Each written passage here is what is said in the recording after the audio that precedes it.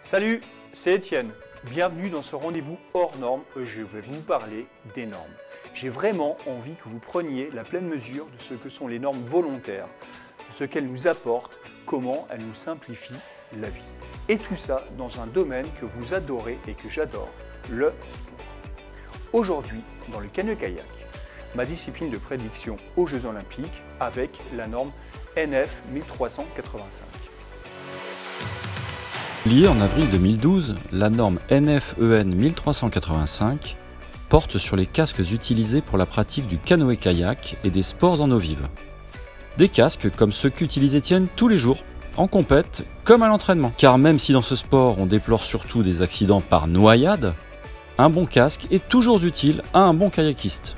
La norme énonce des exigences de sécurité et de résistance pour les casques utilisés sur les cours d'eau de classe 1 à 4 selon la classification officielle des cours d'eau, et elle propose une protection graduée pour chacune de ces classes. Petit point à noter, elle ne s'applique pas aux casques utilisés dans des conditions extrêmes comme le franchissement de chute d'eau, qui réclament des capacités d'absorption de choc bien supérieures, mais c'est déjà ça. En revanche, la norme s'applique aux casques à calotte pleine comme aux casques à calotte munis de trous d'aération. Eh Étienne, tu préfères avec ou sans trou?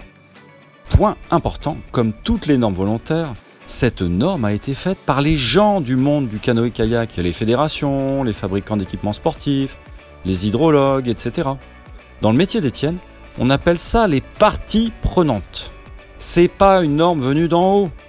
Rien à voir avec les lois ou la réglementation. Faire des normes, c'est du sport.